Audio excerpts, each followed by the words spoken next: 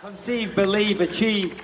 This is former UFC middleweight champion of the world, Michael Bisping. Paddy the Baddy here. You're listening to Combat Sports UK. And you're watching Combat Sports UK. All right, everybody, welcome back to Combat Sports UK podcast. I'm not joined with Taylor, but right now we have Patrick Dana from Jersey joining us. How are you doing? I'm doing good today. Doing good.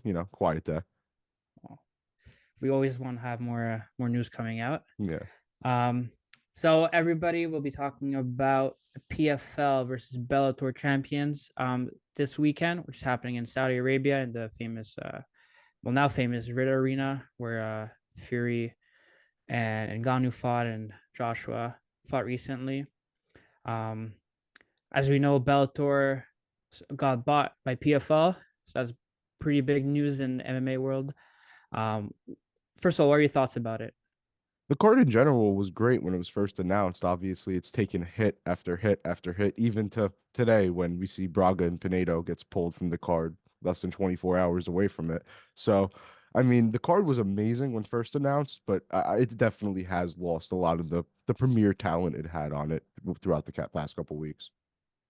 Are you excited for this, like champion versus champion type style? Because UFC refuses to do something with Bellator PFL.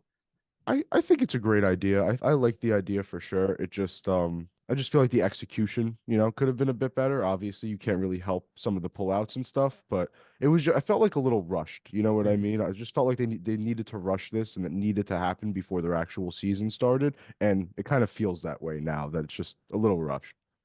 I felt that too since we see 300 coming up, and the three stock cards we had 98, 99, and 300. I think PFL bought Bellator and thought, okay, let's do this right away so we could at least compete. And especially it's happening on the same night as UFC Mexico. Yep. So I think definitely I agree with you. They are pushing really quickly. I wish they would have built up more of the fighters for the lesser known people. Like if you don't know, if you watch Bellator or you watch PFL, you might not know the other organization. So you would like to see a buildup of those fighters. Yeah, no, that's a great point, honestly. That's not even something I necessarily considered too much, but you're right. If someone was just PFL exclusive or Bellator exclusive, they don't know half of the card. So Exactly. It would have been nice to, just introduce the guys a bit more. I know they have within the past like week or so, they've been doing some good media, but that's only since everyone's been in Saudi Arabia. If they did it for weeks and weeks leading up, I feel like it would have been a bit better. Agreed. Okay, let's go to the card. Let's start out at the top. We have a heavyweight main event, and news broke recently. Francis Ngannou, who everybody knows, will be fighting the winner of Renan Ferreira versus Ryan Bader. Give us your thoughts on this. So Ferreira is coming off a very great run in the playoffs last year. He won the championship after KOing Denis Goltsov, who was a fighter that a lot of people expected to win the championship, especially even going into that matchup. Ferreira is just dangerous on the feet. He's a very dangerous striker. He can take anyone out on the feet, really. I mean, he has a very nice mix of tools between his kicks, between his knees, between his long punches. He has a lot of tools that he can kind of just work with and take someone out with quick. And then you have Ryan Bader on the other hand, who he's been around for a while. He's kind of like an OG of the game, the beef with DC back in the day, the fight with John Jones and everything. He's fought a lot of legends. A lot of people know Ryan Bader. He's coming off a win over Fedor Emelianenko, which was actually a bit of time ago. The reason he hasn't fought since is because he had a fight canceled with Linton Vassell on Bellator 300 fight week. I was there during that whole fiasco. It was a shame to see the card lose its big fight, big main event. But I think Bader's hungry to get back in the cage, and I think it's going to be a really fun clash of styles because Ferreira, like I said, loves to strike, and Bader loves to wrestle, and he loves to bring that fight right to the ground and just maul you. So it's a very interesting clash of styles, and it's the one that I favor Ryan Bader in, just due to his wrestling. I mean, Ferreira's wrestling is very suspect. His ground game isn't great, and we've seen him get put on his back and trapped there, basically. And if Bader can get him there, I think it's going to be some real problems for him. Even if it's in the first round, I feel like Bader might take him out that quick if he gets him on his back. But the big issue would be getting him on his back and getting close enough without getting caught with one of those big strikes. This is one of the closer fights on the card, but I still do lean Ryan Bader. So safe to say, striker versus wrestler type matchup for the main Yeah. event. Yeah. Yeah, 100%. What stood out to me for Ferreira is he has 10 wins by KOs, one by submission, one by decision. So he doesn't like going to decision. He actually only has one decision in his whole record, and is that win. One loss by KO, one loss by submission. So I believe Ferreira would want to take Badir out earlier and by a spectacular knockout and secure that fight versus Ngannou, right? Yeah, for sure. Definitely. But Ferreira's going to come out there, and I think he's just going to be looking to take Bader out as quick as possible in order to, like you said, set up that fight with Francis and make sure that he's the one that goes and fights Francis whenever they end up doing that fight. Is this fight really like not how do I put it? Like not important. We just waiting for the winner of this to fight Ngannou. Like, has Ngannou announcing he's going to fight the winner diminished this fight a little bit? That's a really good question. I'm probably going to have to say yes, just a little bit, because it just seems like no matter who wins, it's like, all right, Francis is next. Like that's what we're doing, and then that's the bigger fight. So it is interesting that they announced that before the fight and not like right after. But at the same time, I mean, I guess it builds up more hype for the fight now because people will be watching to see who Ngannou's next opponent will be. And safe to assume, I feel most people would say Ngannou would win against either guys. Yeah, especially after going to boxing and doing what he did to Fury, what he did in UFC, and then Bader. I would say Bader's out of his prime in his 40s right now. Yeah, he could barely take out Fedor Emelianenko, who's in his like 7,000 years old. So that yeah, that was my opinion. Yeah, no, it's a good opinion. I probably agree that Francis would beat either of these guys, and I wouldn't say it wouldn't be a close fight, but I'd comfortably choose Francis to win either of these fights. Official prediction for this main event? Ryan Bader, ground and pound, round one. Oh, okay, interesting. I'll go a little bit different from you. I'm gonna go Ferreira, round one knockout. Yeah, no, this is one of those tough fights to pick. Yeah, I don't think Bader. I think Bader might get. He's gonna try to close the distance right away and go for a takedown, but I do believe Ferreira has a lot of power that he could stop it. Yeah, and Bader might not gas himself out, but use too much of his wrestling because he's fought Emelianenko twice now. His previous fight before Emelianenko was Czech Congo, and he's also in his 57 years old, so and he couldn't get him out. So yeah, for me, Ferreira first round knockout. Okay. Let's go to the co-main event.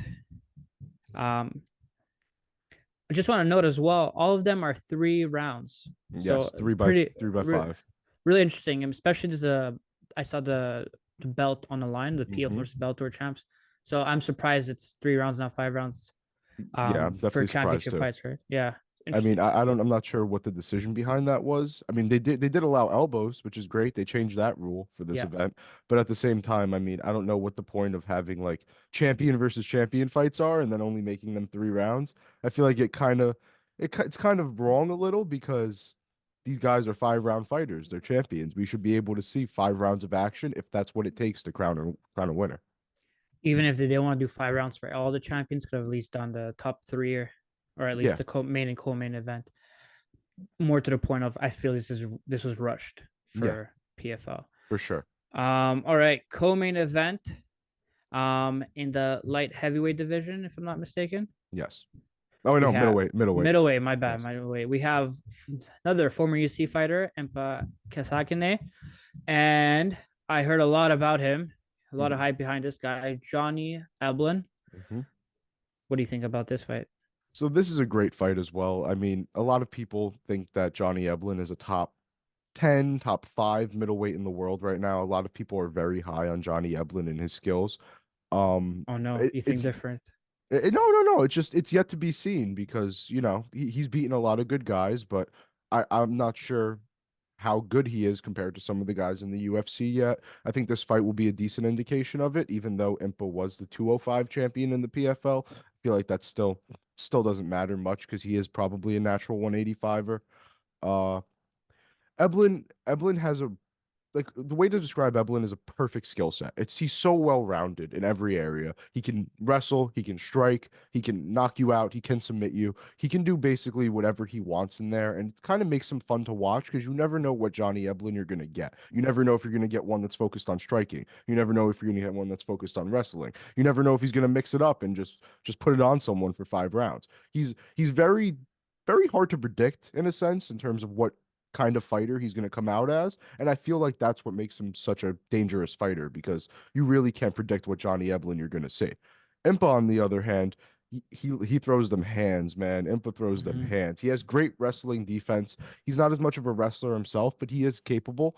But he just wants to swing, man. He just wants to walk you down and he wants to box you. And he doesn't even throw kicks as much, I'd say. He really is just about using those hands, using those combinations to get close to you and kind of just overwhelm you with his striking, basically. Impa's coming off a win over Josh Silveira. He won the light heavyweight championship at the PFL back in November, it was a miraculous story. It was a miraculous Right. Yeah. just Yeah. thing to happen because I mean, he went from getting knocked out by Joaquin Buckley at 170 pounds and becoming Not a just knocked flip out, virally knocked out. Like, virally knocked yeah. out. It was one of the more popular knockouts in UFC history. He went from that to winning $1 million in the championship, and I've heard he's gotten paid very well for this too. So it's like a complete life and career turnaround for him, and it's just an amazing story to see. For Johnny Eblin, I mean, he's already on top of the world in a sense. I mean, I know there's been videos going around with him with OnlyFans models and beating up pranksters almost and stuff. Like there's a lot. They've been hyping up Johnny Eblin a bit on the lead up to this card, and I think it's for good reason. As much as I like Impa as a person, and as much as a great guy he is, it's a tough fight for him. It really is. I think Johnny Eblin beats him in a decision, especially because of the 3 round factor of the fight. I think that I don't think we'll see a finish in this fight. I think Eblin's gonna fight smart, and I think he's gonna beat Impa using his wide range of skills. Going for a prediction right away. I see. Yes. Okay. Just my 2 cents. I believe Album will also get it done. I heard a lot of hype about him. I saw his fight versus Fabian Edwards, was Leon Edwards' brother, the champion in welterweight division UFC. Pretty dominant in that fashion. I just think Fabian wasn't his night there or something. Um, he's an undefeated fighter, pretty impressive as well, but has 7 decisions. So he doesn't 7 decisions, 7 wins, 7 finishes. So pretty split down the middle. Yeah. He's a heavy wrestling heavy guy. Yeah, his background's in wrestling. I am interested to see how he does. I know he trains at Extreme Couture. Sean Strickland's there, Chris Curtis, and we know how they like going for hard sparring for 5 days a week. Mm-hmm. So see how he does. For Empa, like you mentioned, inspiration story, getting cut from the UC from a viral, brutal knockout, and a knockout you'll never see again. Most likely you'll never see again because any other person would see it coming. He beats Sasha Plotnikov in the UFC his next fight, but Plotnikov is really a lightweight, super skinny guy. I don't think he's in the UFC anymore. No, I don't think so either. Yeah, and then he goes on loses to Carlston Harris. Loses to a Magomed. I don't know. I'm gonna say his name. He's a Dagestani guy. Yes.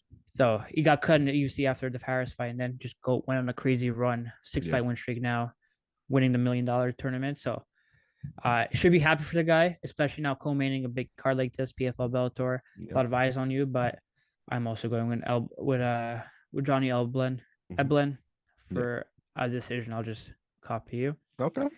All right, the fight before them, Ray Cooper III versus Jason Jackson. Another middleweight fight. Yeah, I'm 182. So catchweight. Yes. Okay. Tell us about these guys. I mean, first off, I just want to say I'm disappointed that this is the fight we got because Jason Jackson versus Magomed Karimov, the fight that was supposed to happen, would have been amazing. It just would have been 2 guys with just so many high-level skills, well-rounded guys going in there and just seeing whose skills are better, and that would have been like the embodiment of a PFL versus Bellator champions fight, like Jason Jackson and Magomed. Mm-hmm. But Magomed pulled out with an injury a bit ago, and we got Ray Cooper, the guy that he's fought, I think, twice now for PFL championships, and they're 1-1. So Ray Cooper definitely did get his win back and everything. But that was back in like 2019, I think, 2020 maybe. Ray Cooper just hasn't been the same fighter that he was when he won the title. And it's kind of a disservice to Jason Jackson to put him against Ray Cooper because Ray Cooper wasn't really close to becoming a champion for the PFL this past season. He wasn't even in the tournament because he couldn't make 170 consistently. So it's a very weird fight that they threw together here, but I guess it's still pretty good. Ray Cooper just doesn't seem like he has much of a will to fight anymore, as dumb as it sounds. Like he just doesn't it doesn't seem like he wants to be in there as much as he used to. It really just even in the media and in the fight itself, I mean, it just doesn't seem like he has that fire that he once did. But he still has heavy hands. He could still knock out most people, and Jason Jackson needs to be weary of that. Jason Jackson, on the other hand, Ray Cooper is also coming off a loss to Derek Brunson at the PFL Championship. I That was was just about I was just pretty about good to say fight. he did look like he didn't want to be there with Derek Brunson because he was being easily out wrestled, Yeah, and Brunson's 38 or 40, coming from being cut from the UC or leaving the UC, and he's much younger than Brunson, but he's 31. Brunson's late 30s. yeah. Didn't look like he wanted to be there. So I was there in Chicago when Jason Jackson pulled off the big upset win over Yaroslav Amosov, and that was like a crazy moment in MMA, especially with it being the last fight for Bellator as we knew it. That was a crazy knockout. It was a crazy win by Jason Jackson. All of us were shocked. I want to say he was like a plus 400, plus 500 underdog going into that fight against the undefeated Ukrainian, and he just went out there. He won every round and then knocked out Amosov out of like nowhere in the third round with like the weirdest uppercut you'll ever see. Like it was a very odd finish, but it was a good finish. Like it was good. Mhm. No questions left. Like no problem. Like Jason Jackson proved in that fight that one, he deserved to be fighting for a title already, and two, that he might be one of the best 170ers in the world right now. I think that a lot of people thought Amosov had a claim to being a top five welterweight, somewhere in that range. And with how Jason Jackson made him look, I mean, Jason Jackson seriously could be one of the best welterweights in the world right now. Just sucks that this fight has to happen at 182 pounds, Yeah. and that definitely favors Cooper. But Jason Jackson isn't one to pull away from a fight. So when Magomed pulled out, he was right on this, accepting this. He wanted to be on this card. He wanted to have a big win on this card. So I think he does that here. Jackson also has a win over Douglas Lima, so that Mhm. always helps having your record. Yeah, what is he? He's on a big win streak. I want to say it's like 7 fights now, the win streak Jason Let's see, Jackson's on. 1, 2, 3, 4, 5, 6, 7 win streak. Yep. And that split decision loss that he had is And very controversial. So well, he could you very well be on like an 11 fight win streak right now. you can make that 10 wins in his last 11 fights. Yeah. So that's still pretty impressive. Mhm. Um, official prediction. I'm gonna have to say Jason Jackson wins. I guess a decision, I'd say if it was more than 3 rounds, there's definitely a chance he could get a late finish if Cooper gasses and stuff. But I don't know. I just think Jason Jackson kind of just does what he wants here, to be honest. I don't think he'll Mm-hmm. get much resistance from Ray Cooper, and I think he'll win the striking exchanges, he'll avoid the big shot, and I think he wins the grappling exchanges too. So I just think that this will be a very well-rounded Jason Jackson performance. I'll go with Jason Jackson, but I'll go by knockout. Ooh. Uh huh. Just based on the streak he is on, and I think, like we mentioned, Ray Cooper doesn't want to be all. He doesn't want to be there. Yeah. He took this fight. Um, I guess he took this fight to be on this card, but I don't see him pulling off the win. So Yeah. Jackson, I'll say knockout round 2. Okay. I like it. I like it. Next fight, I'm pretty surprised it's so low on the grid Mhm. because we all know who Vadim Nemkov is, and he's fighting Bruno Capelloza. Mhm. Heavyweight fight. Nemkov was the Bellator champion Yes. at Light heavyweight, heavyweight. and then Badir took it away from him, right? No, no. He was the champion at light Oh, heavyweight. light heavyweight, and then Badir moved up. And then Yes, Bader moved up. Yep, Bader moved exactly. up. You Yes, got it. perfect. Well, this fight is a heavyweight as well Yes. for some reason. Can Bruno not make a light heavyweight? No, Nemkov actually wanted to move up to heavyweight. It was his plan even before the PFL bought Bellator. He was going to vacate his light heavyweight title and move up to heavyweight to go chase Bader, I guess. Oh, yeah, interesting. Yeah. I could definitely see him if Bader loses this, have a rematch of Nemkov and Bader Yeah. down the line. But yeah, tell us about this fight as well. So before we get into this fight, I just want to say we would have had Gabriel Braga versus Patricio Pitbull in this spot, but Right. that was just canceled earlier today. So that one really stings Yeah, yeah. because that was it would have been Jesus Pinedo versus Pitbull before that. We had two cancellations on this one. So it definitely stings. I feel like Pinedo Pitbull was one of the closer fights on the card, and even Braga Pitbull was still a fairly close fight that could have went either way. And we kind of lose that now, and I feel like the losses we've had to this card have made me favor Bellator more. I feel like the Mhm. closer fights were all fights that PFL had a decent chance of winning, and now I feel like a lot of the fights left on the card, I favor a lot of the Bellator guys a bit more. Okay. And that trend will continue with this fight because I think Vadim Nemkov does beat Bruno Capoloza. But I just wanted to say Nemkov looks so big.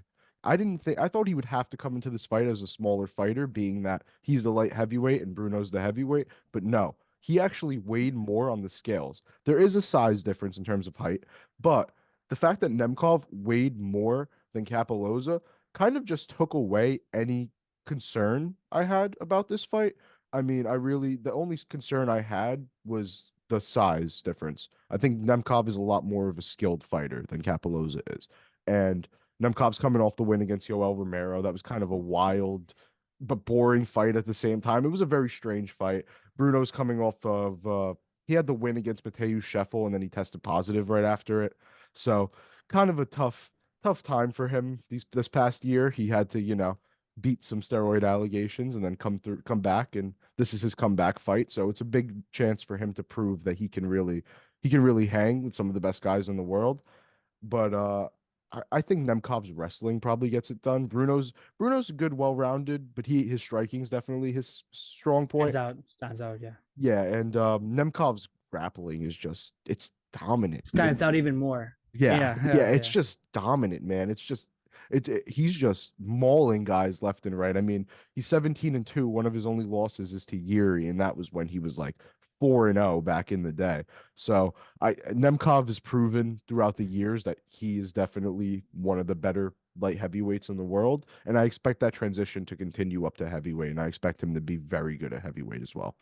Also, no shame losing to Yuri. We're seeing what he did in the UFC and Yeah. only Pereira beating him so far. So Yep. not bad, not a bad loss on your record. Um, I would say I'm a fan of Nemkov. Mhm. He, as a person who doesn't follow Bellator as close as you do, Mhm. he is the big name everybody heard and talked about. So I did follow him a little bit. Every time he fought, I'd probably watch it. Um, yes, I think another striker versus wrestler Yeah. matchup, and I do believe Nemkov has the advantage with the wrestling. I think he might do this like he did to Romero and just keep him down because Bruno has some good firepower in his hands, and Yeah. I think 12 wins by knockout. Hmm. Um, or the 13 wins by knockout, and he has 15 wins on his record. So it tells you a little bit about his power. Um, I'll go with my prediction first. I think Nemkov by a decision.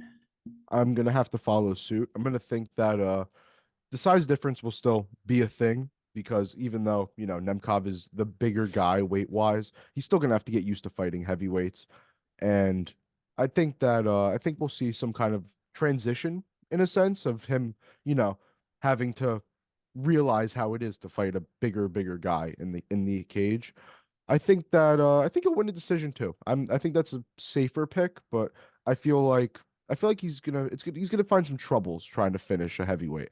And I feel Mhm. like Bruno is a tough heavyweight. So I think that Nemkov probably just takes this down by decision, probably out wrestles him for most of the fight. May not be the most exciting fight, but I feel like it'll be a good showcase of just how Nemkov stacks up to like good heavyweights. Agreed. Agreed. Um, Nemkov's move if he wins calls out Bader 100%, right? Yeah, definitely. Regardless of if Bader wins or loses, Nemkov is still going to be pushing for that fight with his life. So, rightfully so. All right. Moving down, the old men fight, I would call it. Yeah, that's an easy way to describe this one. Yeah, because this fight, I'm not even exaggerating. This fight is 10 years too late in the making. 10 years. I think you're being generous by saying that. Okay. I'm being generous. We have Thiago Santos versus Yoel, I love you, Romero. Um, this fight is a light heavyweight. We know we saw Santos fight light heavyweight. Romero, he fought a light heavyweight when he got to Bellator. Um, Bellator was like iffy for him. Like he had some wins, some losses. I just remember the only time I remember Romero in Bellator is when he's barking at the camera after his win. That's the only time I remember. So a good meme moment. How do you see this fight playing out? I, I don't even know. I mean, this is just it's a great fight only because it's been 10 years in the making, Yeah, like you said, but at the same time, it just feels so late. I mean, like we said, Romero's like 45 years old now. He's coming off the loss to Nemkov in a fight that was just weird is the best way to describe it. Just a strange fight. correction. Romero is 46, so he's Oh, even older he, than you he think. Yeah. he's 46, so he's like you said, even older than I think. His two wins in Bellator were fairly impressive. He knocked out Alex Polizzi after a dominating performance, broke his jaw with like 1 second left in the fight. I mean, it was pretty upsetting to watch for Polizzi, but Mm-hmm. at the same time, dominant win for Mero. And the other win was Melvin Manhoof, and he's even older than Yoel was. So I really don't rate that win too highly, if we're being honest. And then he lost to Nemkov. He got a title shot off that and then lost to Nemkov. Thiago Santos, on the other hand, was a big signing for PFL last year. He was supposed to be, one of their better additions to the light heavyweight roster. They matched him up against the reigning champion, Rob Wilkinson, in the first match of the season. And then they both tested positive after. And apparently, I heard from some other guys in the PFL that Thiago was just not looking right in the weeks leading up to that fight. I don't know if they were trying to tell me that he was on steroids or they were trying to tell me that he just didn't look like he cared as much anymore. But I just don't I don't even know what to think with either of these guys in the cage. I feel like it's going to be a boring fight. I feel like it's going to be slow paced. Hopefully they both come out there and just start throwing Or haymakers, swinging. Hell just yeah. start swinging with like their life is on the line, because it is. Either of these guys can knock the other one out and make it a very, very bad night. But I don't know. I really can't. I don't have a read on this fight because they're just both so older at the end of their careers. Like, I just don't know who wants it more at this point, and I feel like that's probably what it's going to come down to. Um, well, Santos is not on a really good streak right now. His last win was over Johnny Walker, a boring decision, I would say. I felt like two Brazilians didn't want to hurt each other, Yeah, but he has 5 losses in his last 6 fights. The first loss of this losing streak came to John Jones, and we know he blew both his ACLs. Um, Came back, got battered by Glover Teixeira. Teixeira just battered. crazy run. It was just battered. What Yeah. Teixeira did was Apex Teixeira was a different beast. So and Teixeira took a beating. Rockets lost. I believe it was also a pretty boring fight, Yeah, if I remember correctly. Walker, another boring fight. I think he just did enough to get the victory. The judges handed it to him. Magomed Ankalaev. And Jamal Hill. He lost to Jamal Hill by ground and pound, but he did look exhausted, and Jamal Hill looked exhausted. I think he just wanted a way out. Yes, those are all good names, but it's a lot of beatings, especially blowing out yeah, both their ACLs. Um, versus John Jones in 2019, not having the confidence to win, and especially being having a contest overturned for steroids allegations is never good. yeah. Being cut from the UC is no fun either. So I believe his confidence is all time low. For sure. And also, you said 5 of his last 6 fights are technically losses. I'll raise you one and say it's technically 6 of his last 7 because he got manhandled by But Wilkinson in that fight. But they were just both on steroids, so I don't know if Wilkinson had better steroids or not. I'm not sure exactly how that works. But he really got manhandled in that fight. So it's even 6 of his last 7 that he's lost. And just after losing so many fights like that, you start to doubt how much that person really wants to win anymore in a sense. And of course everyone wants to win, but you just doubt the like I said, that like I was talking about before, that fire. You just doubt how much fire they still have left in them to win. We've seen Romero win more recently than we've seen Thiago win, which is why I'm actually just going to pick Yoel by decision here. That's one of the only reasons, is because I think it's going to be a slower fight. I think they're both probably going to lay back and both be weary of the power the other man has. And I think Romero might just land some of the bigger shots throughout the fight, and that will get him a win. That's my only thought in this fight. uh, I hope they do the Max Holloway versus Ricardo Lamas. Point to the middle and just swing. It's like this Snoop Dogg made this joke when it was when Mike Tyson fought Ray Jones Jr. Is like, looks like two of your uncles fighting at a barbecue. I feel like this is exactly what we'd see. I can completely agree with that. Santos just turned 30, excuse me, 40 last month. Romero's 46. This could be a 10, 15, 20 years too late of a fight. As much as I like Yoel Romero, I will go decision for Romero. I think it's gonna be a boring fight.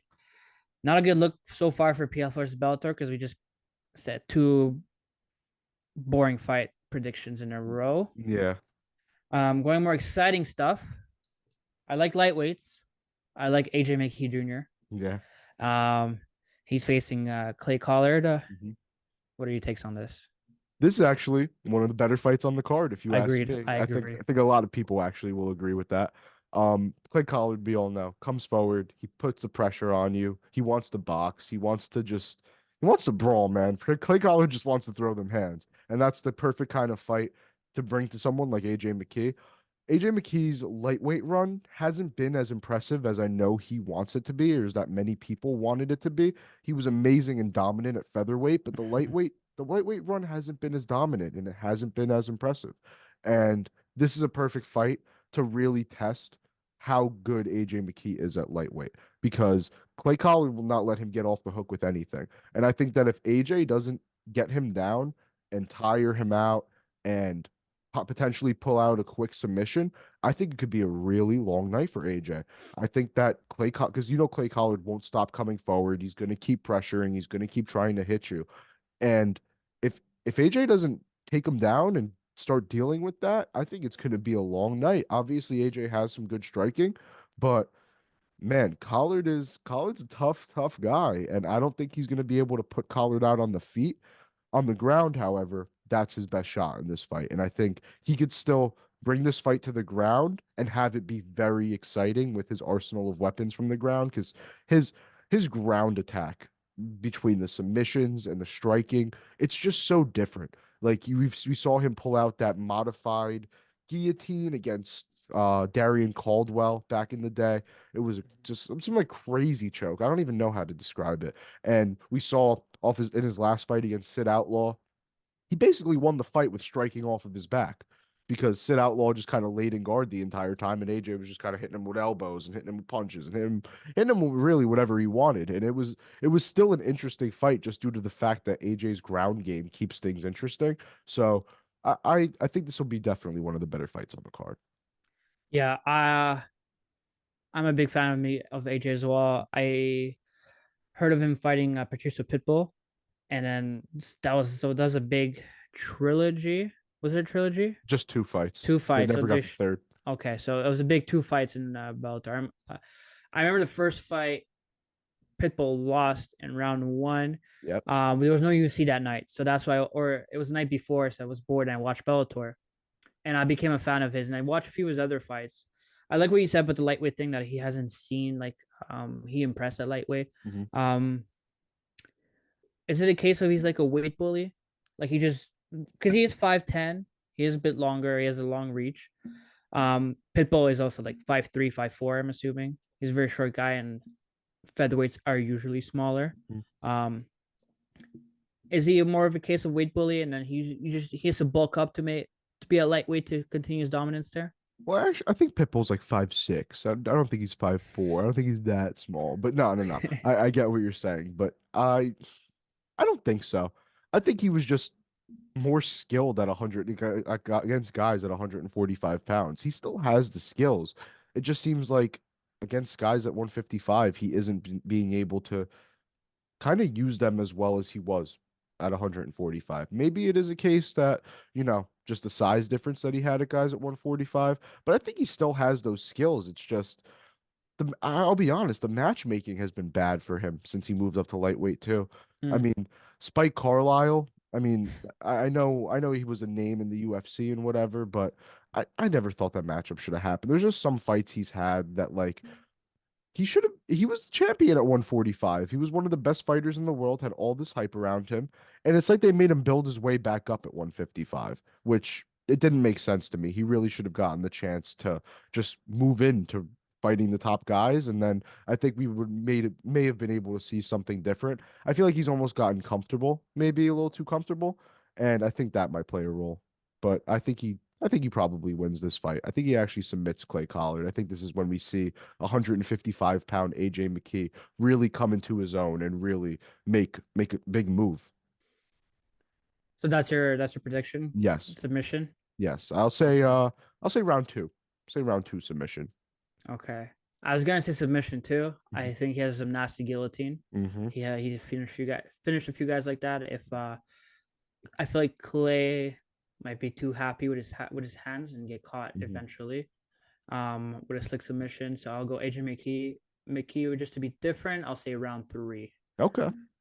Okay. So they'll open up the main card, 155 pounds. Really quickly, a few prelim fights. Aaron Pico, Henry Corrales. I heard Pico would destroy Max Holloway at the featherweight division. I don't know if you heard the same thing. He is still young. He has a high future. What do you think about this guy?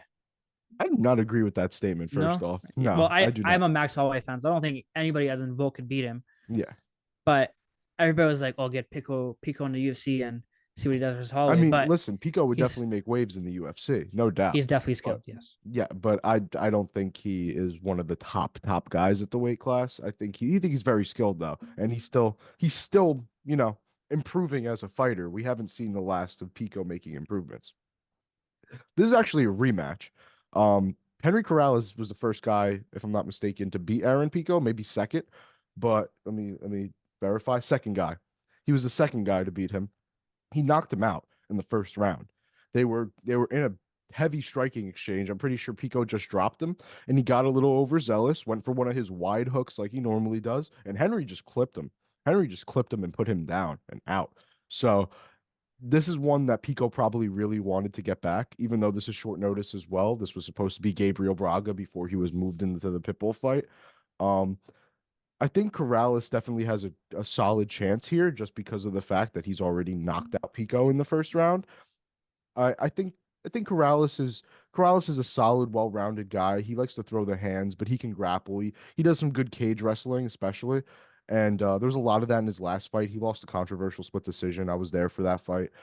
Solid performance from him. A lot of people thought he won. I probably did too, but not like that's too important. Aaron Pico, on the other hand, he's coming off, if I'm not wrong, a shoulder injury was his last fight. He was injured in, oh no, Pico? yeah, no. Yeah, He yeah. well, he Before the before shoulder last fight. injury, but Yeah. yes, he beat Pedro Carvalho in his last fight, which was in I want to say that was in Ireland. I think that was in Ireland that fight, and he had a big win against Pedro Carvalho, big It was knockout in win. Ireland. Yes, yes. Yes, Dublin. but I expected him to win that fight. This is a fight that kind of really interests me because, like I said, it's a rematch and Pico's already lost it. So it kind of will show us how many gains Pico has made since he was 5-0, 5-1, whatever it was that he lost that first fight. I think it'll show us how much he's evolved as a fighter since then. And I'm actually pretty curious to see that if if Henry's just like a bad style matchup for him, or if he just was too young and needed more time to grow, and now will win this fight.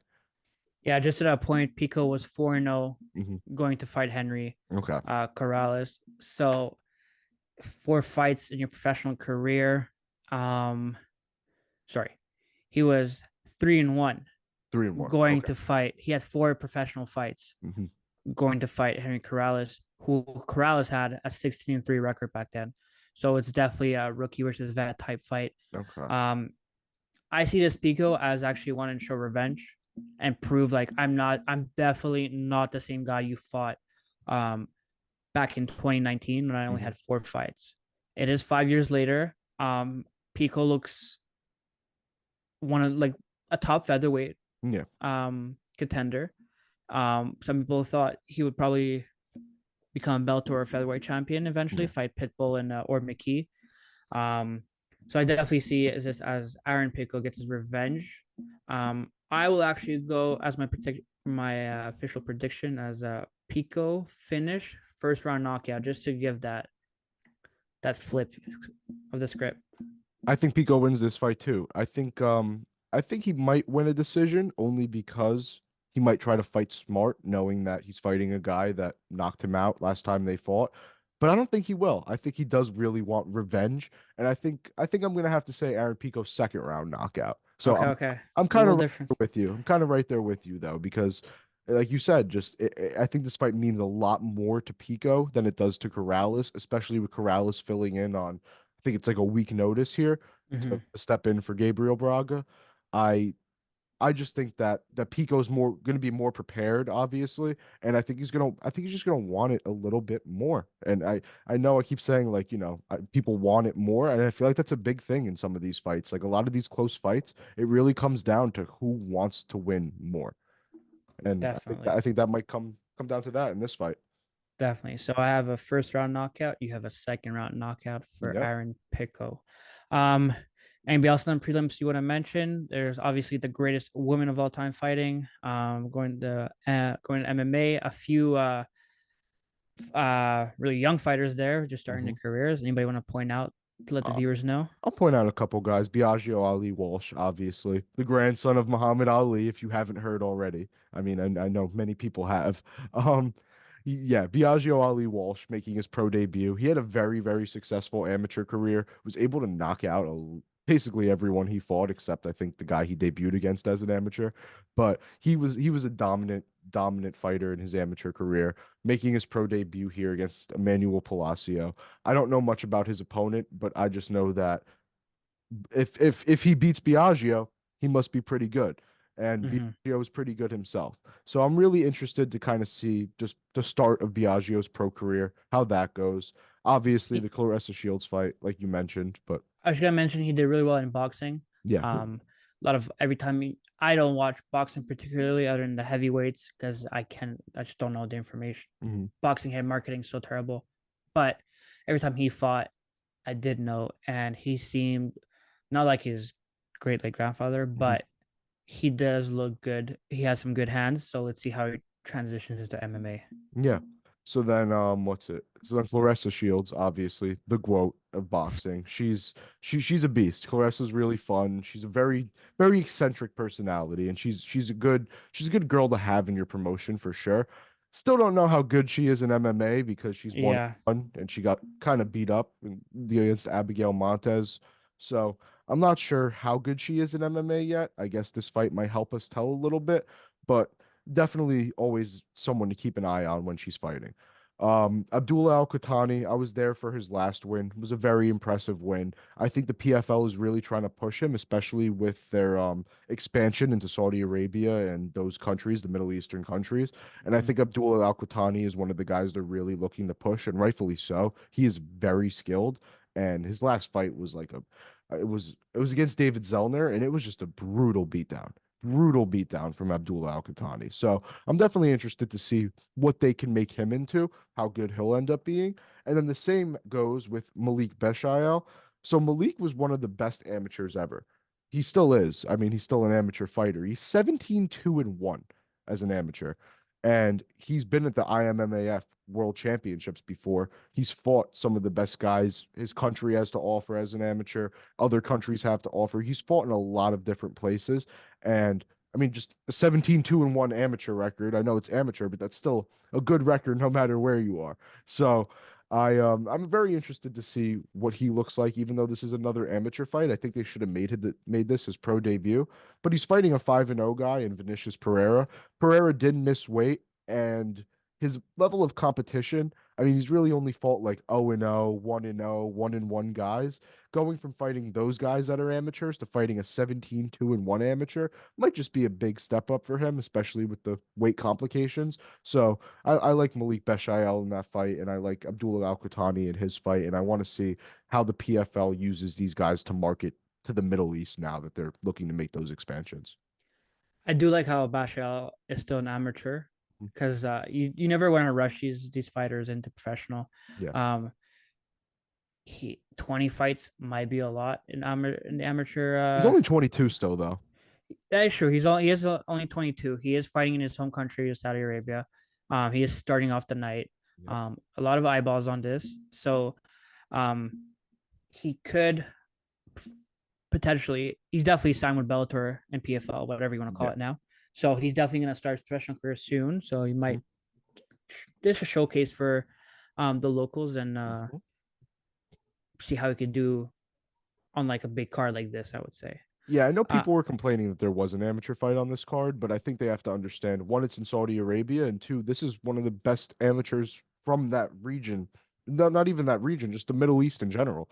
And this kid seems like he could have some real skills. So I have no problem with there being an amateur fight as the first fight of the night, especially with, the situation at hand.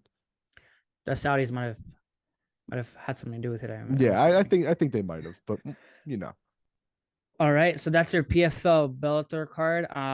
Patty, I just want to ask, who wins this, Bellator or PFL?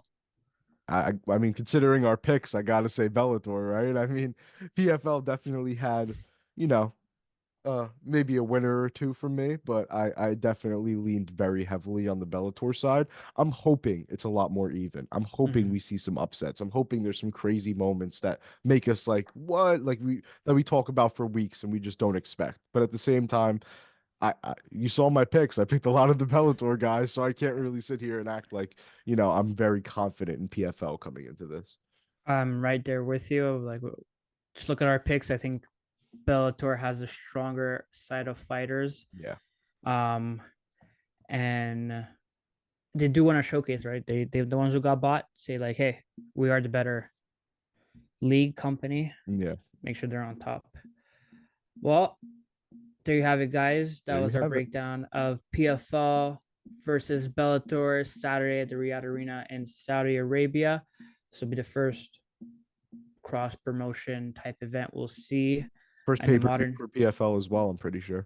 Oh, there you go. On ESPN Plus as well. Yes. So a little competition for UFC.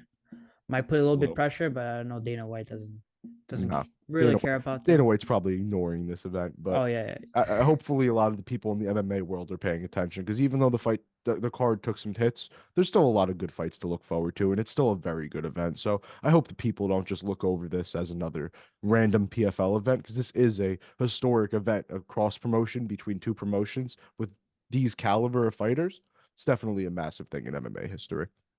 For sure. And this is right before the UFC Mexico fight card. So if you have nothing to do Saturday, this would be a good time to watch this. Open your Modelo's, your Bud Lights. Yep. And start with this and then get an appetite for the UFC Mexico after that. Definitely. We have a great Saturday of fights coming up between this and UFC Mexico. Seriously. So it's a good time to be a fight fan, right? Yeah, great time to be a fight fan. Seriously. Okay, you can catch our UFC Mexico breakdown on YouTube as well. Follow us on YouTube, X, Twitter, Instagram, All Combat Sports UK on Facebook. We'll be breaking down this fight. We'll be breaking down the card as well after for you guys. And see you guys next time.